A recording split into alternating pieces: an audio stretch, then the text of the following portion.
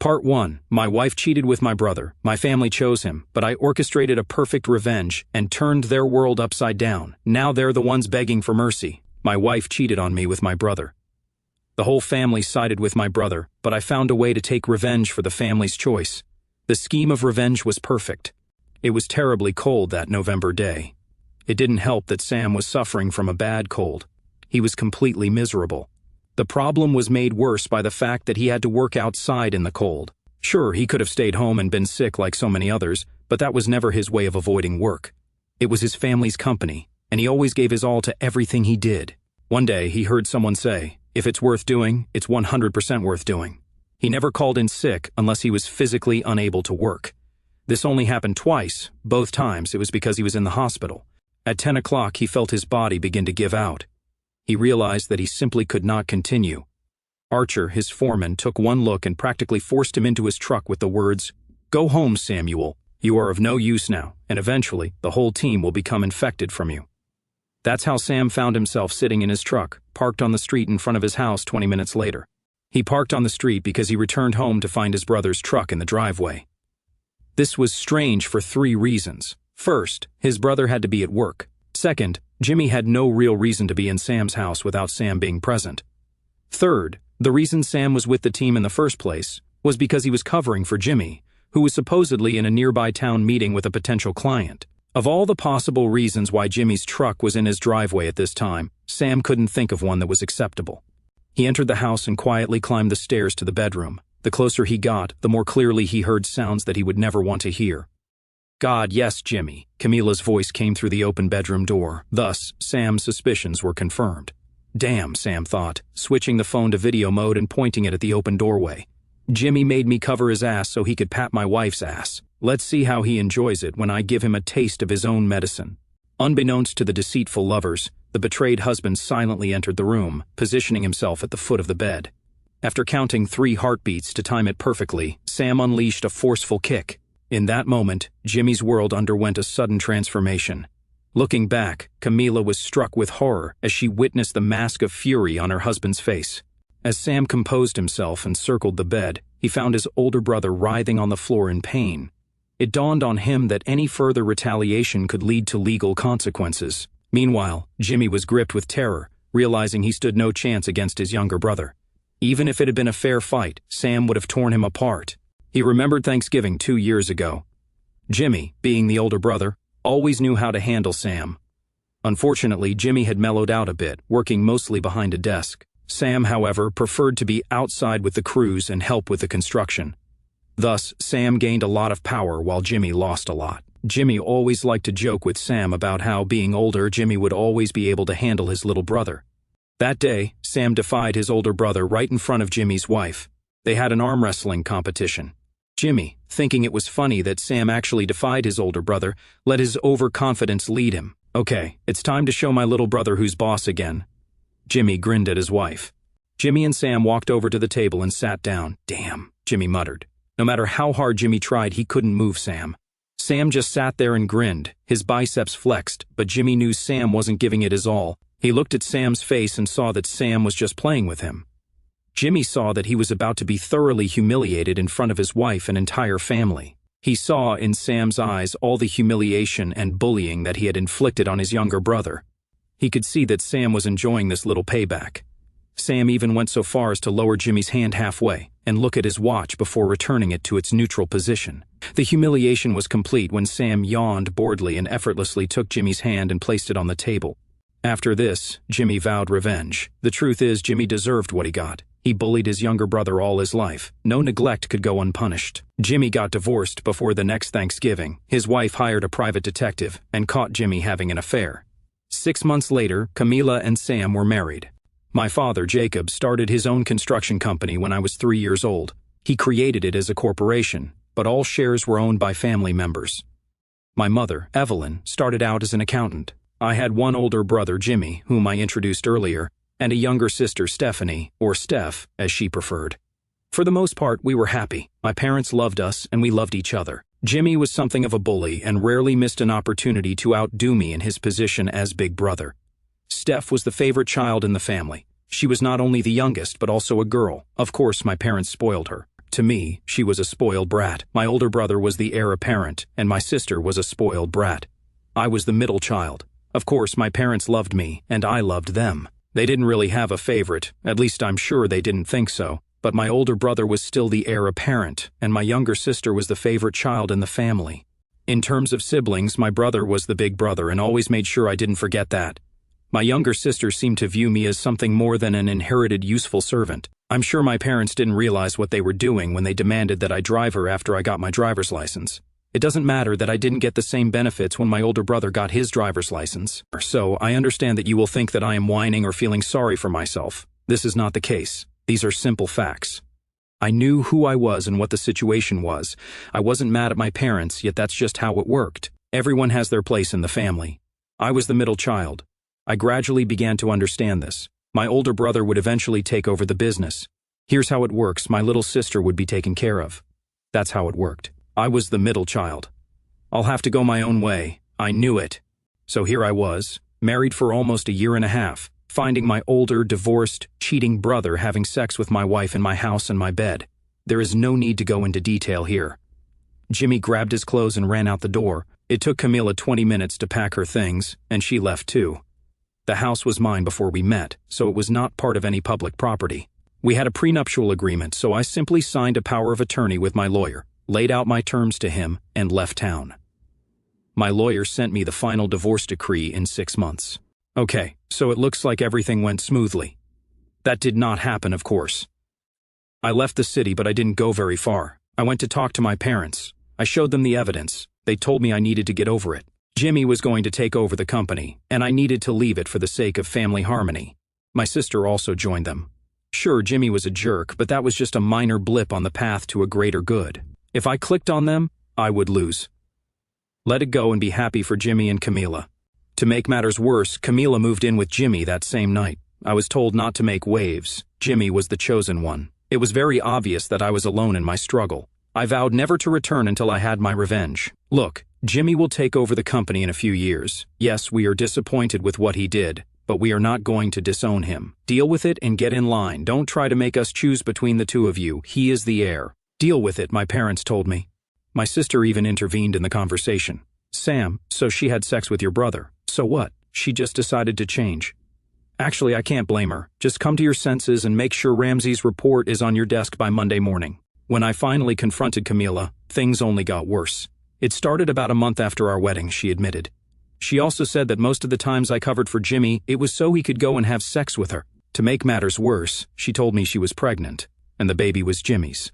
I was an innocent victim here, but my whole family sided with the scammers. I watched as my family welcomed Jimmy and Camila with open arms.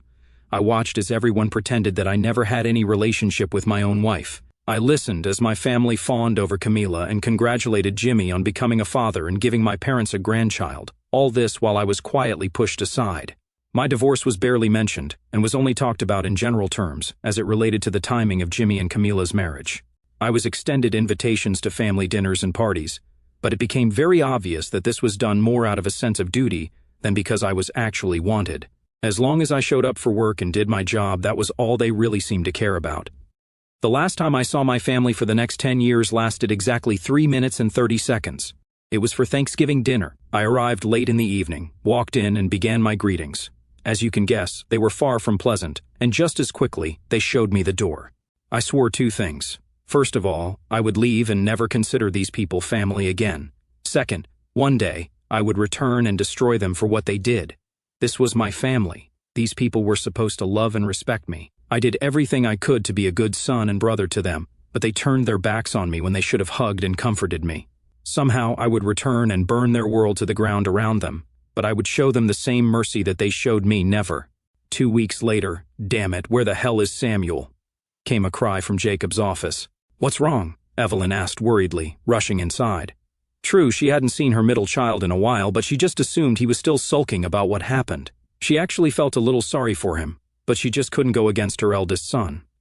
Ultimately, he was chosen to lead the company. The Geraldson project is a month behind schedule, and the Mandelson building inspector is demanding that we take all of last week's work and completely redo it.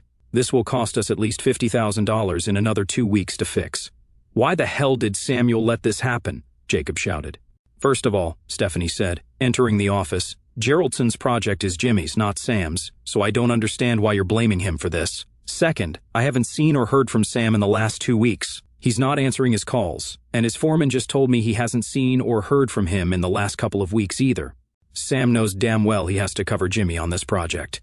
Damn it, he'd been working on this for the last 6 months, so he should get used to it. Find him and tell him I'm waiting for him in my office so I can kick his ass real good first thing in the morning. It's time for him to put an end to this whining and get to work, Jacob said. The next morning, an anxious Stephanie was in her father's office. She had sent more than 20 text messages and left several voicemails on Sam's phone. She even went to Sam's house to see if she could talk to him. Now she had to explain to her angry father and the rest of her family what she had found. Where the hell is Samuel? I told you that you should have seen him here first thing this morning, but I didn't see him. Jacob frowned as he looked around the room at his wife, eldest son, Camila, and daughter. Well, he left, she stammered as she spoke. Left? What do you mean left? Asked her mother. I mean left. I don't know where, but he left. He doesn't answer text messages or phone calls. He doesn't answer voice messages. Yesterday I even went to his house and found that he had moved out. When I walked in, there was a cleaning crew there, and they told me they were preparing it for new residents. It looks like he's renting it out now, she explained. Are you trying to tell me that he abandoned his family? Jacob practically screamed. Stephanie had a rather restless night following her discoveries. Not being able to sleep made her remember quite a few things that had happened and been said over the past few years. Sleeping became even more difficult as her brain began to move in the only logical direction, as every memory of how everyone treated her brother was played out in bright colors and surround sound. No, she said in a soft voice. I think he knows his family abandoned him. I joined the Army Corps of Engineers when I left home. I went to college and worked part-time for a company until I graduated. My degree was in civil engineering, and I also completed an MBA. Of course, Jimmy was going to lead the company, but I would also be part of the executive team. That was the plan anyway. Now I began to make other plans. My plans had changed since I first left home. My new plan was great, and today it should come to fruition. I couldn't help but smile as I watched my little sister enter the building across the street. She looked at me, but it was obvious that she didn't recognize me. I have changed a lot over the past 10 years. I had some time, so I thought back to the last few years. As I already mentioned, I joined the Army. With my education and background, I was welcomed with open arms. I found myself in a sandbox, rebuilding infrastructure. I had a lot of free time, so I used it for training, including weapons training, and I even hired a couple of special forces guys to teach me hand-to-hand combat. Not that I needed it, but I wanted to improve my strength and be able to defend myself if necessary. It took 6 months before I was enlisted in the Army. By this point, I had been promoted to captain, and my commanding officer was making noise about re-enlisting. To be honest, I really thought about it. We were heading to a new place when this happened. An improvised explosive device exploded as we drove past.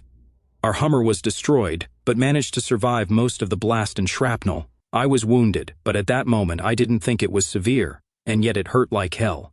I heard shots ringing out around me as I tried to get out of the destroyed car. It was then that I noticed that the lady we were accompanying, one of the members of Parliament, was indeed seriously wounded. Her leg was badly damaged, and she was losing a lot of blood.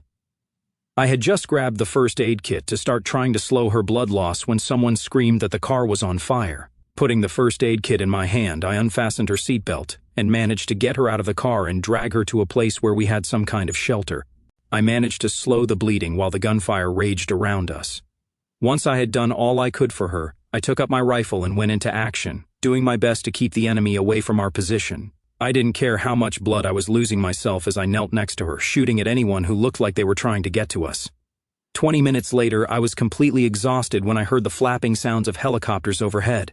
My body finally gave out, and as soon as I saw the paramedics running towards us, sons of bitches, load these two onto an evacuation helicopter immediately, I heard someone scream, and then everything plunged into darkness. My eyes opened to a pair of green lakes surrounded by the face of an angel with shiny red hair. I am in heaven, I muttered. The angel's eyebrows furrowed, and then her face brightened. Why do you think so? She asked in a sweet, melodious voice. I was sure that I would survive, but apparently I died. Why do you think you're dead? Well, I've never died before, so I can't be sure. But I would think that when someone wakes up and sees an angel looking at them, that would be a clear sign that they have died. Her face changed to a cheerful one as she started laughing. Sorry to disappoint you, but I'm far from an angel. Actually, I'm a lawyer. I smiled. All this means is that I'm in a different place, but I really don't mind as long as I can keep seeing you here. Well, if it's up to me, you'll see me often. Luckily for both of us, it won't be in hell. You, my brave soldier hero, are still alive. You are currently in a hospital in Germany. You were treated at the base and then brought here. Fine, so since you said that you are a lawyer and not a nurse, I would like to know who you are and why you are here with me. Not that I'm complaining, but I'm not sure suing the rebels for pain and suffering would really work. She laughed again. I really liked her laugh. No, I'm not here to try to sue the rebels. I'm here to thank you for saving my sister's life. My name is Rebecca Caulfield. My sister, June, was the MP you pulled out of the Hummer and gave first aid. Everyone I spoke to emphatically stated that if you had not done what you did, she would have died. So, how is she doing? Will she be okay? I asked.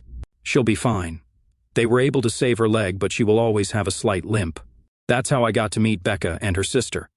True to her word, Rebecca spent her days in Germany dividing her time between me and her sister. I decided not to return to the army and was discharged with a Purple Heart and Silver Star. When I returned to the States, I continued to see Rebecca. We got along very well and started dating. I told her everything about my past and how my ex-wife and family betrayed me. I told her about my plan for revenge. Simply put, I would start my own construction company and compete with them. Being in the military, I never really needed a lot of money. I invested as much as I could until I finally had enough money to start my plans. Being intimately familiar with my family's business, I knew all the ways to undermine them and start stealing their clients and best employees. I probably wouldn't be able to put them out of business completely, but I could become more successful and reduce their income significantly. Rebecca thought about it for a moment, then smiled slightly. How would you like to actually burn them? Then she told me her plan. I liked it. I really liked it. As it turns out, Rebecca's parents are really rich. Really rich.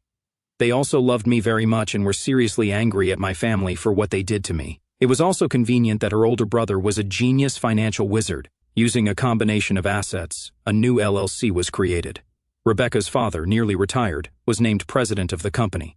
Her brother was named acting CFO, and Rebecca was named acting CEO. This was done to ensure that my name did not appear in the books, although I pretty much ran things. The first thing we did was buy out a small construction company that was poorly managed. The turnaround was quick once I took control of operations. 6 months later, we added another company. By the time we were ready for the finale, we had acquired 5 more companies in different parts of the country. Rebecca and I also became very close and started dating. Now I sat here across the street from my family's business, waiting to get my revenge. Over the past few years, I have become quite wealthy thanks to my investments and the success of our new company. Rebecca and I also got engaged within the last month. I smiled, waiting to burn my former family. They had no idea what was about to hit them. What they didn't know was that a couple of very specific people were quietly buying up every publicly traded stock that was on the market. Just a week ago, these investors finally passed the necessary threshold for the plan to succeed. Steph was in a very bad mood. Not that being in a bad mood was unusual for her. In fact, this has pretty much been her way of life for the past few years. She wasn't stupid. She knew that almost everyone who worked at the company disliked her. Damn them, she thought. As CFO and daughter of the board chairman, she could do whatever she wanted. If things got too bad, she would just talk to her older brother, who was the CEO. It was a family company. Anyone who crossed her path would soon be in line for unemployment benefits. However, this was not the source of her concern at the moment. She was upset because an unscheduled board meeting had been called.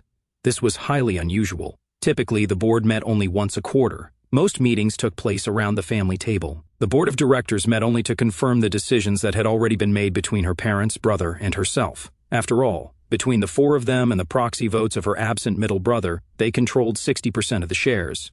Each family member owned 12% of the shares. An explanation is needed here. A few years ago, the family, minus Sam, who left without a word, decided a major expansion was needed. The decision was made to go public and sell shares to raise capital for expansion. The family ensured that each family member retained a 12% stake, thereby maintaining control of 60% of the company.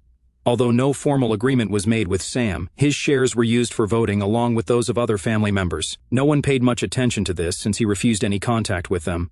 Even refused to come to Jimmy and Camila's wedding after Sam divorced her. None of the family even knew where he had gone or where he was now. After 10 years of silence on his part, it was simply assumed that his votes belonged to the family, and they could do whatever they wanted with them. Steph paused, about to open the door to the office building. On the other side of the street stood a tall, well-built figure of a man. She only managed to glance at him briefly, and he seemed somehow familiar to her. At that moment, a bus passed by, and the figure disappeared. Shrugging, she opened the door and entered the building. Steph was very bored during the meeting. Procedures still had to be followed, although the board had recently met last month and was not due to meet again for another 2 months. The minutes of the last meeting were read out, an old case where they repeated what was discussed last month. Updates across various divisions, no changes since last month. Any new business? Of course there was. I am filing a motion to remove the chairman of the board for gross incompetence and moral failings, said the attractive brunette. She must have had some kind of injury because I noticed a slight limp when she walked. It was then that Steph noticed that there were far fewer people than usual at a board meeting. None of the major shareholders she was used to seeing were present. Instead, there were a few very small shareholders, a brunette who filed a petition, and a blonde who had never been there before. "I support this proposal," the blonde shouted. What the hell is going on here, Steph thought. Of course they were delusional, thinking that they could go through with something like that. In the end, the family had 60% of the votes. It was simply impossible. The stupid woman was close to being completely crushed. Everyone except the 2 stupid women was shocked by this movement. The discussion was lively but short. Miss Caulfield, with 35% of the shared votes, yes, obviously, since she proposed. Miss Jeffers, with 4% of the votes, yes, said the blonde again. This was expected since she supported the proposal. There were several more people who voted against it. The calculation reached 1% of shares, so 39% yes, 1% no, and the family with 60% had not yet voted. Of course, Jimmy, me, Mom, and Dad all voted no. After all, Dad was the chairman. 49% no against 39% yes. Just as Jimmy stood up as Sam's confidant to put us in an advantageous position, the door swung open, and in walked the tall man I'd spotted across the street. Yes, Samuel Johnson with 12% of the vote, said my brother, whom I had not seen or heard from for 10 years. The story doesn't end here. Stay tuned for what comes next.